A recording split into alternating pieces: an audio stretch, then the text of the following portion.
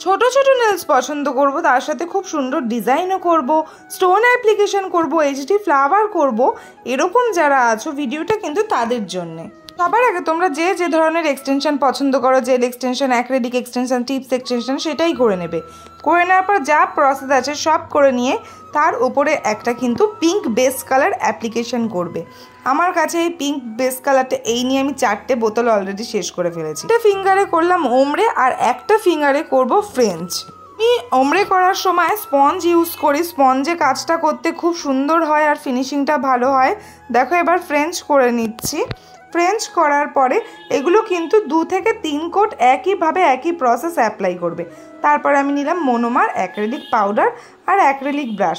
সেটা দিয়ে আমি জাস্ট 3টে ডটের ছোট ছোট 3টে ফ্লাওয়ারের এইচডি ওয়ার্ক করছি। এইচডি ওয়ার্ক অতটা সোজা হয় না, তার জন্য অনেক অনেক প্র্যাকটিস করতে হয়। তোমরা যারা যারা নেল আর্টিস্ট আছো খুব প্র্যাকটিস করো, তবে গিয়ে এইচডি ওয়ার্কটা প্রপার হবে। আমাকেও অনেক অনেক প্র্যাকটিস করতে হবে। তারপরে দেখো স্টোন বা যে কোনো প্রক্স ইউজ করছো, আমি তো সবসময় জেল দিয়ে ইউজ করি, তাতে লং লাস্টিং অনেক ভালো হয়। আর ফাইনাল লুক এটা। তা কেমন হলো অবশ্যই কিন্তু জানিও।